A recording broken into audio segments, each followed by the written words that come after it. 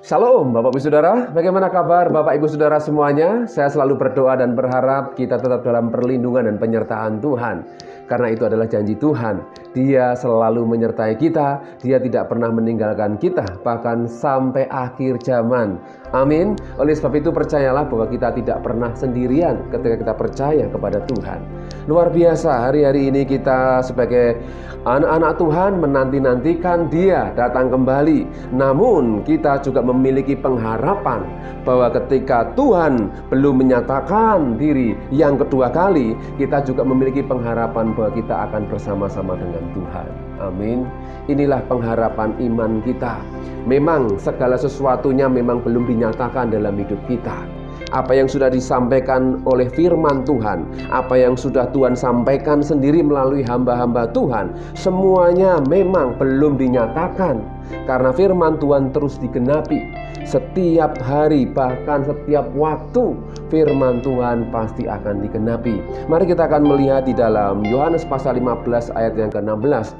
Firman Tuhan berkata, "Bukan kamu yang memilih aku, tetapi akulah yang memilih kamu. Dan aku telah menetapkan kamu supaya kamu pergi dan menghasilkan buah, dan buahmu itu tetap, supaya apa yang kamu minta kepada Bapa dalam namaku diberikannya kepadamu." Puji Tuhan, ini bukan ayat yang asing lagi bagi kita yang sudah pernah mendengarkan. Tuhan yang memilih kita, bukan kita yang memilih Tuhan. Kenapa Bapak Saudaraku? Karena Tuhan ingin kita semua itu diselamatkan. Minggu lalu saya sudah sampaikan bahwa hati Tuhan, kerinduannya, Dia ingin supaya semua orang diselamatkan, memperoleh kehidupan bersama-sama dengan Dia. Ini adalah kerinduan isi hatinya Bapak Ibu Saudara. Oleh sebab itu firman Tuhan minggu ini saya akan beri judul, Tuhan tidak pernah salah pilih. Ya, luar biasa. Minggu-minggu ini kita juga sedang menantikan untuk masa pencoblosan. Kita harus memilih.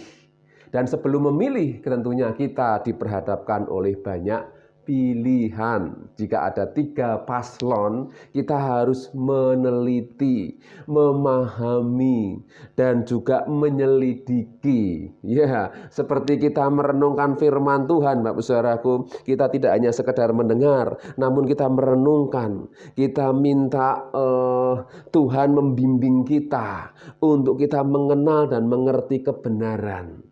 Ketika kita memilih beberapa pilihan, jika ada 3 pilihan, kita harus tahu si A, si B, si C. Kita harus memahami orang memberikan penilaian mulai dari kinerjanya, asal usulnya, dan lain sebagainya. Kemudian setelah diteliti sedemikian rupa, baru kita memutuskan untuk memilih atau menyoblos.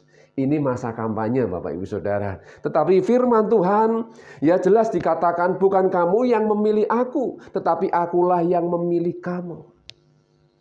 Bedanya sebagai pemilih dan yang dipilih, kita melihat jika mereka calon-calon pemimpin, calon-calon presiden bahkan, mereka dipilih oleh rakyat, mereka tidak hanya sekedar senang ketika mereka diberi kepercayaan, namun mereka juga harus melakukan apa yang menjadi kehendak rakyat. Dalam hal ini Bapak Saudara, kita bisa merenungkan posisi mana yang kita mau pilih, sebagai pemilih atau sebagai yang dipilih. Saya yakin ketika kita memilih, kita juga tidak sembarangan untuk menentukan. Tuhan pun sebagai pribadi Allah yang besar, Dia juga tidak sekedar asal memilih kita Bapak Ibu Saudara. Dia memilih kita karena Dia mengasihi kita. Dia sangat sayang kepada kita. Dengan bukti Dia sendiri hadir, menjumpai, turun ke bawah, turun ke lapangan, melihat sendiri keadaan dunia. Karena manusia-manusia di dunia membutuhkan pribadinya. Amin. Dalam sejarah, fakta membuktikan banyak pemimpin-pemimpin, mereka setelah dipilih, mereka setelah diuji, Dan setelah mereka menjabat sebagai pemimpin, ya tidak sedikit yang mengecewakan. Berarti banyak yang mengecewakan. Memang Bapak Saudaraku, dalam sejarah kehidupan seorang pemimpin atau bahkan tokoh presiden pun ya ada pasti kurang dan lebihnya. Dalam posisi orang-orang yang dipilih, mereka ingin mengungkapkan, mengekspresikan. Bahkan tidak sedikit banyak orang yang dipilih sebagai pemimpin memberikan janji-janji untuk membuktikan bahwa dia bisa, dia mampu, dia sanggup. Jika kita sebagai orang-orang yang sudah dipilih oleh Tuhan, berarti kita pun juga memiliki satu tanggung jawab dalam hidup ini. Ya, kita tidak hanya sekedar memilih siapa presiden yang paling tepat, siapa presiden yang paling cocok. Tapi setelah dipilih, presiden ini harus memberikan pertanggungan jawab. Harus membuktikan, bahkan harus membuktikan janji-janjinya. Bapak Ibu Saudaraku, jika kita sebagai orang-orang yang diposisikan sebagai orang yang sudah dipilih oleh Tuhan, berarti kita juga harus membuktikan, menunjukkan kesetiaan kita, ketaatan kita kepada Dia yang sudah memilih kita. Amin Bapak Ibu Saudara. Jika Tuhan sendiri sudah memilih kita, berarti Tuhan mempercayakan segala sesuatunya kepada kita. Jika Tuhan sudah memilih kita, berarti Tuhan sudah yakin atas apapun, keputusan apapun yang akan kita ambil. Amin Bapak Ibu Saudaraku. Sebagai seorang presiden tentunya dia tidak sekedar mengambil keputusan dengan pemikiran yang pendek. Sebagai presiden tentunya tidak berpikir sempit. Sebagai presiden, pemimpin negara, tentunya tidak berpikir dengan cara yang salah. Tentunya perlu kebijaksanaan, perlu masukan, bahkan nasihat. Makanya dalam presiden, dalam kehidupan tata negara ada penasehat-penasehat raja, penasehat presiden, atau penasehat pemimpin-pemimpin.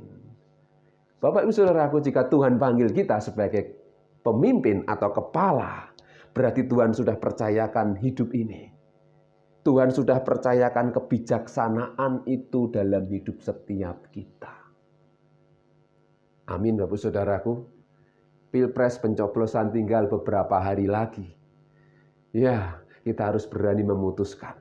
Jika Tuhan sudah memutuskan untuk Dia yang memilih kita, untuk kita menjadi orang-orang yang luar biasa. Ya, yang pertama Bapak Saudaraku, mari kita akan melihat jika Tuhan tidak pernah salah pilih, berarti Dia sudah mempertimbangkan segala sesuatunya. Kita mau belajar sedikit sejarah ketika Yesus memanggil ke-12 rasul Bapak Ibu Saudara. Lukas 6 ayat 12 sampai dengan ayat yang ke-16. Pada waktu itu pergilah Yesus ke bukit untuk berdoa dan semalam-malaman ia berdoa kepada Allah. Dia berdoa semalam-malaman sebelum dia memilih murid-muridnya. Ya, ketika hari siang, ya ini sudah siang, ia memanggil murid-muridnya kepadanya, lalu memilih dari antara mereka 12 orang yang disebut rasul. Simon yang juga diberinya nama Petrus, dan Andreas, saudara Simon, Yakobus dan Yohanes, Filipus dan Bartolomeus, Matius dan Thomas, Yakobus dan Alfeus, dan Simon yang disebut orang Selot, Yudas anak Yakobus, dan Yudas Iskariot yang kemudian menjadi pengkhianat. Bapak Saudaraku, ketika Yesus mau memilih saja dia berdoa. Secara manusia dia menunjukkan satu keteladanan. Ya, meminta hikmat. Kita harus meminta hikmat, meminta pengertian, kekuatan, otoritas dari Bapa. Sebagai manusia, Yesus berdoa semalam-malaman. Amin, Bapak Ibu Saudara.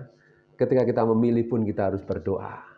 Kita minta hikmat, kekuatan Tuhan untuk bisa melakukan pilihan yang benar. Dan Yesus tidak pernah salah.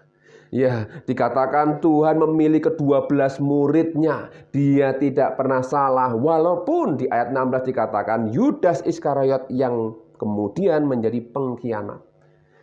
Dari pelajaran ini Bapak Ibu Saudara, ketika Yesus memilih ke-12 muridnya ini, ada satu yang mengkhianat. Apakah salah Yesus? Jika ada satu yang mengkhianati dia, Yesus ingin supaya ke-12 orang ini tentunya mereka menjadi orang-orang yang bisa diandalkan.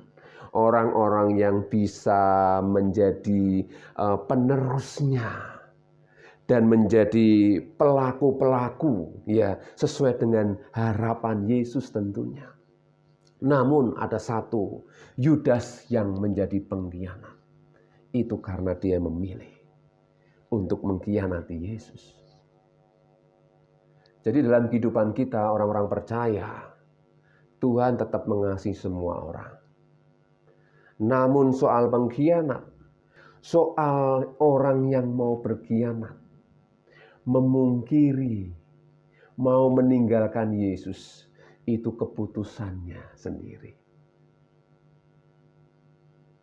Jadi sekali lagi Bapak Saudara, kita harus belajar tentang hal ini.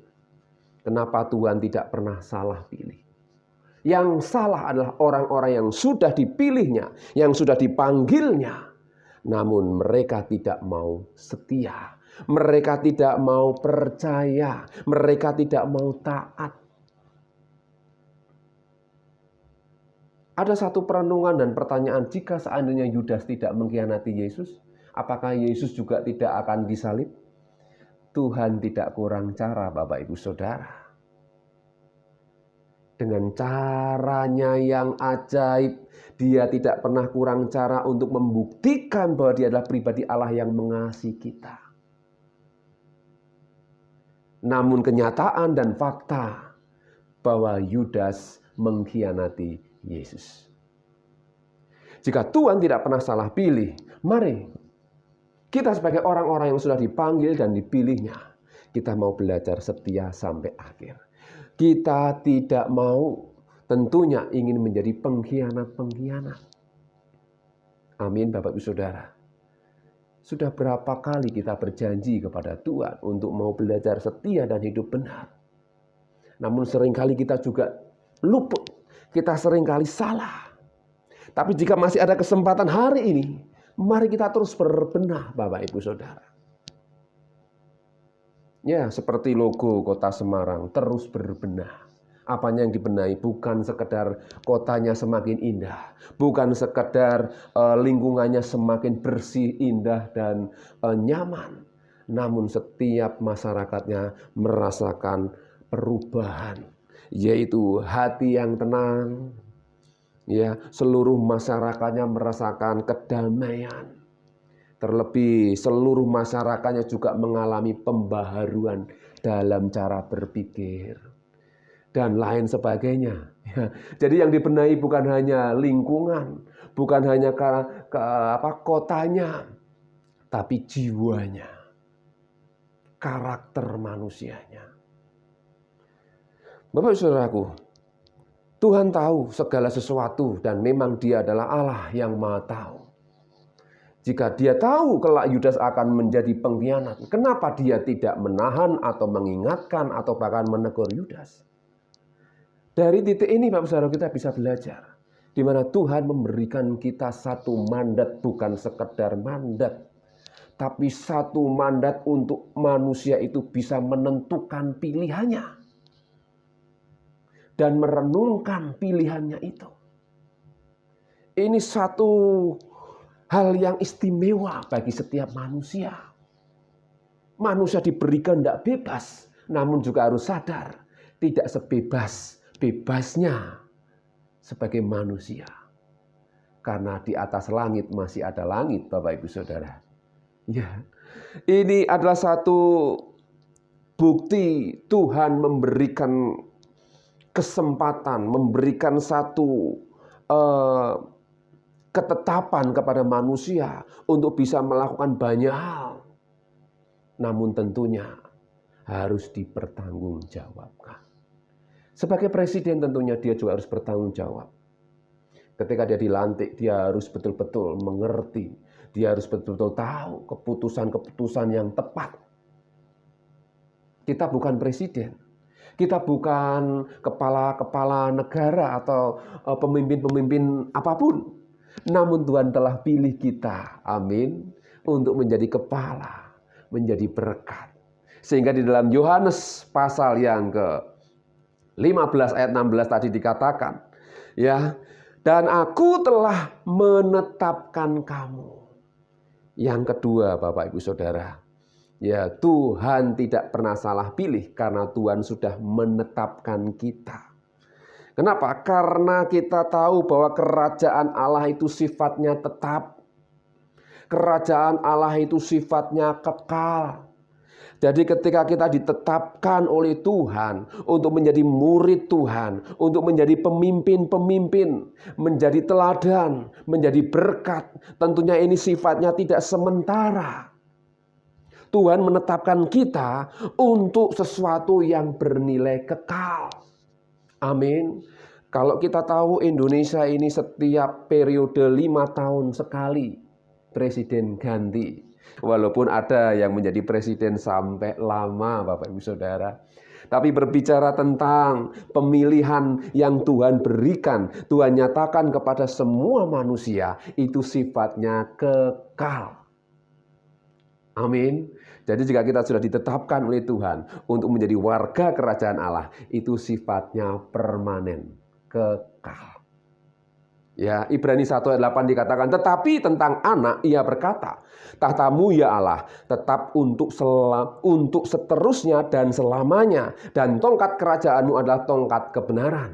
Ini berbicara tentang pernyataan Yesus sendiri adalah pribadi Allah. Tahtamu ya Allah tetap untuk seterusnya dan selamanya, dan tongkat kerajaanmu adalah tongkat kebenaran. Berbicara tentang ketetapan. Kita dipanggil Tuhan untuk ditetapkan masuk dalam kerajaan yang kekal. Amin, Bapak Ibu Saudara. Sehingga Tuhan tidak pernah salah pilih. Yang salah itu adalah pribadi mereka yang sudah dipanggil oleh Tuhan, yang sudah dipilih oleh Tuhan, namun mereka menjadi pengkhianat. Tentunya kita tidak ingin menjadi pengkhianat di mata Tuhan. Jika Dia sudah lebih dulu mengasihi kita, memilih dan memanggil kita, kita harus belajar setia. Setia sampai akhir. Amin. Jadi yang kedua ini Bapak Saudara, kita sudah ditetapkan untuk menghasilkan buah. Ya. Yang ketiga, supaya kamu pergi dan menghasilkan buah yang tetap. Ya, buah yang bagaimana Bapak Saudaraku? Yaitu buah kerajaan. Berbicara tentang buah-buah kita tahu Galatia 5 ayat 22 mengatakan, tetapi buah roh ialah kasih, sukacita, damai sejahtera, kesabaran, kemurahan, kebaikan, kesetiaan, kelemah lembutan, penguasaan diri. Tidak ada hukum yang menentang hal-hal itu. Ini hukum kerajaan surga. Bukankah firman Tuhan mengatakan kerajaan surga bukan soal makanan dan minuman, namun soal kebenaran, damai sejahtera, dan sukacita oleh Roh Kudus. Firman Tuhan juga mengatakan kerajaan Allah bukan soal perkataan saja. Tidak hanya perkataan saja, tapi dari kuasa. Power of God. Kekuatan Tuhan sendiri. Jadi ketika kita mendengar firman Tuhan, kita juga mendengarkan kekuatan dari Tuhan disampaikan. Kenapa firman Tuhan tidak akan pernah kembali sia-sia? Karena itu adalah kuasa, kekuatan Tuhan.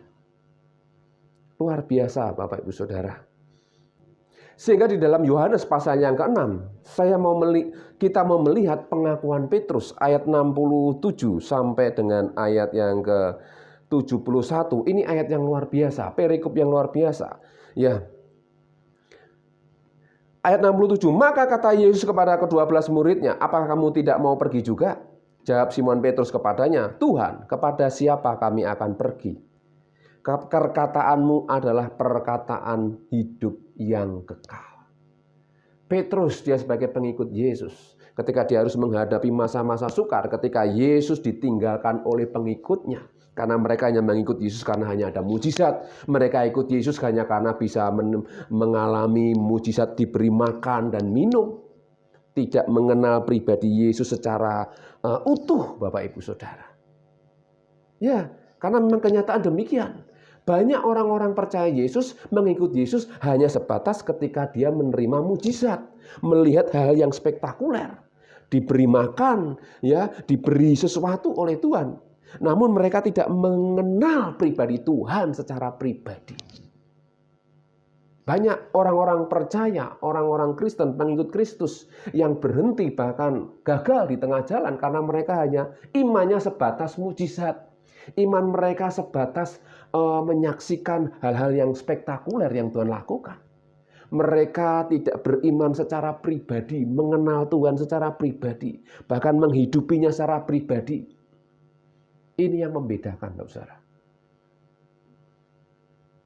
Oleh sebab itu ketika kita dipilih, ketika kita dipanggil oleh Tuhan, kita terus hidup bersama dengan Tuhan. Hidup bersama dengan Tuhan. Jadi tidak heran ketika ada orang kaya yang masih muda bertanya kepada Yesus, Tuhan, bagaimana jika aku ingin sempurna? Tuhan berkata, jika kamu ingin sempurna, jualah segala hartamu, berikan kepada orang miskin, dan ikutlah aku. Tidak semua orang bisa. Tapi karena anak muda ini, orang kaya ini berkata, apalagi yang masih kurang? Tuhan tahu hatinya, dan Tuhan mengetes hatinya. Apakah dia sungguh-sungguh mengasihi Tuhan? Dengan memberikan pertanyaan, kalau kamu ingin sempurna, jualah hartamu, bagikan kepada orang miskin, dan ikutlah aku. Kata ikutlah aku ini, Bapak Saudaraku, yang harus betul-betul kita renungkan. Ikut Yesus tidak hanya sekedar enak-enaknya saja.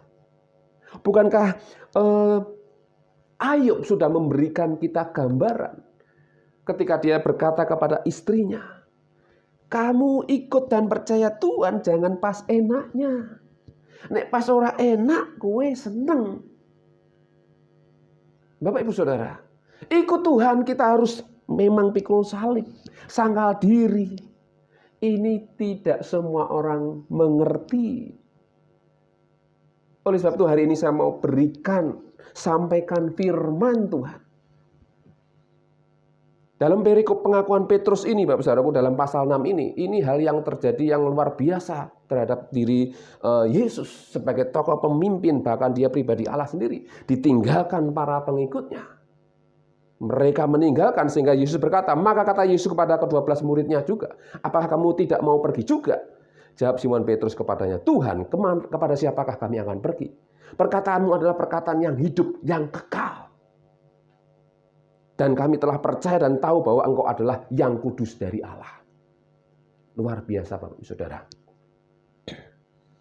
Ungkapan yang Petrus ucapkan ini tentunya tidak sekedar kata-kata. Karena dia sendiri membuktikan dia sebagai murid Yesus. Jatuh bangun dia juga mengalami, kegagalan dia juga mengalami. Namun dia mengenali pribadi Yesus. Dan selalu Petrus yang selalu menyatakan, engkau adalah pribadi Allah. Anak Allah yang hidup. Dan perkataanmu adalah perkataan yang kekal. Bapak saudaraku, sebagai orang yang dipilih dan dipanggil oleh Tuhan, Tuhan ingin supaya kita berbuah. Amin Bapak saudaraku. Ayat 70 dikatakan, jawab Yesus kepada mereka, bukankah aku sendiri yang telah memilih kamu yang ke-12 ini? Namun seorang di antaramu adalah iblis. Ini menunjukkan kembali kepada Yudas.